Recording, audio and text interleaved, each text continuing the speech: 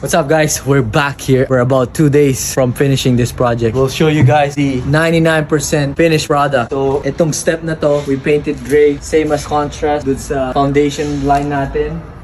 Right now, yung mga contractor natin is they're just doing the touch-up. I'll show you guys what it looks like. So everything is done. Come on here. You can see meron mga small touch-up na kailangan silang gawin. Every room may mga na-miss sila pero hindi ganun kasama. Even the washroom right here. See, he's doing his thing.